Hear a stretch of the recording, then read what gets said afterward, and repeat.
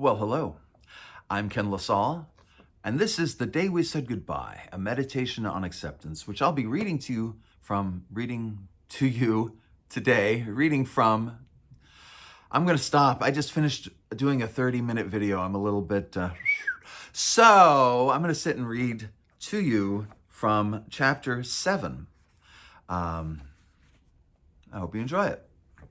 I could do more, but Chapter 7 is an interlude. It is regarding the topic of conception, which occurred May 2012.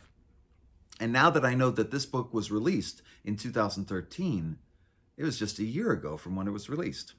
So I probably wrote this like as soon as it happened.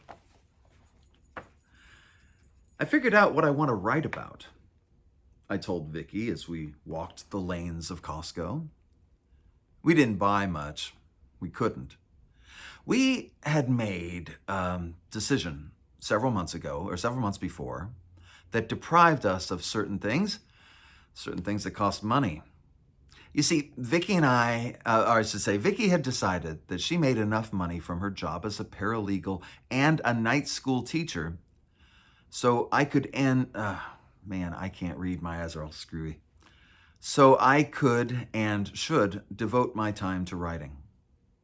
This meant no more looking for shitty jobs after being laid off from D-Link 3 years before. The U.S. economy had gone so far south that at a certain point it seemed more reasonable to have a go at getting books published than to look for a full-time job anyway.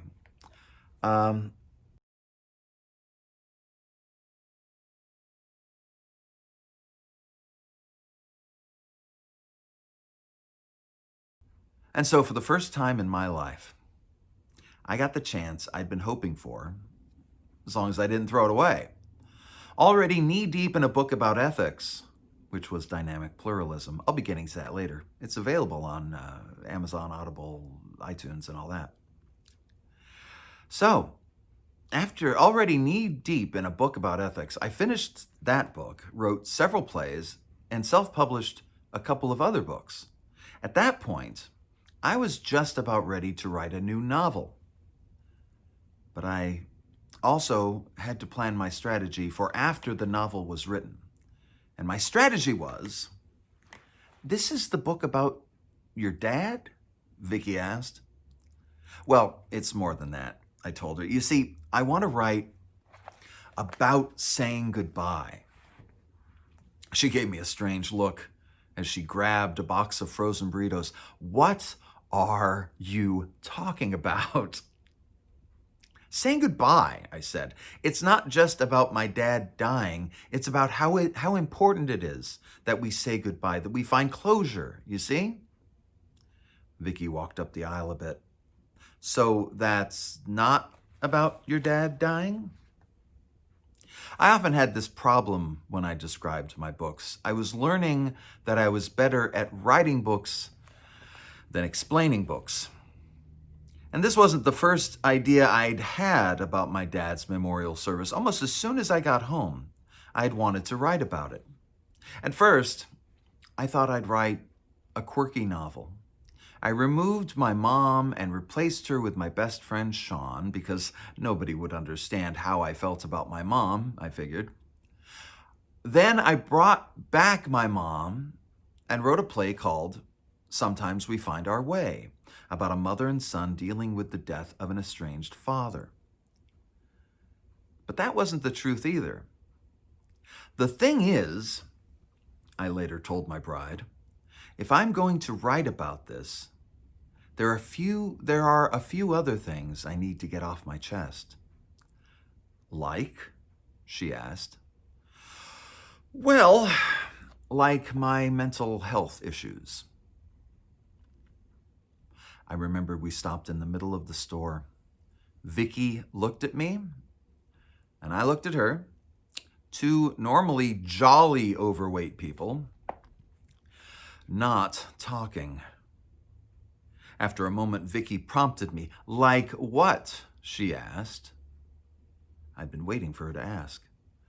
"Like everything," all of it. I wrote about my attempted suicide in a Grand Canyon. So I think it's only right I finally get this out, you know? Full disclosure. What I wasn't saying, and what I was sure Vicky knew, was that I had portrayed myself as pretty stable in my philosophical memoir, Climbing Maya. Hell, I came across downright self-assured and superior. You know, except for being the dick who got Vicky stung by a bee. You gotta read it. So, you're just going to tell everybody you're crazy? She asked, her petty annoyance, dyslexic, she asked, her annoyance pretty clear from the tone in her voice. I'm a writer, not a reader, what can I tell you? Well, I wasn't just going to come out and say it that way, I told her. Listen, it's not as if I haven't broached the subject. Remember when I wrote that piece in Recovering the Self?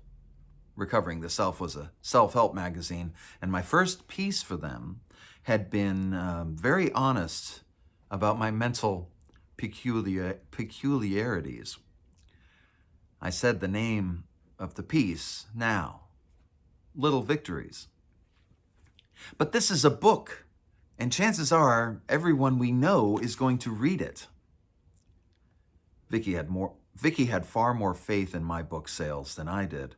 Oh, come on, I said. If it ever gets published, I'm sure nobody we know will read it. I want to say, though, that holds up. And that's the end of the chapter. That's it. It was 2 pages long. I'm not kidding. Look. That's it. That's all there is.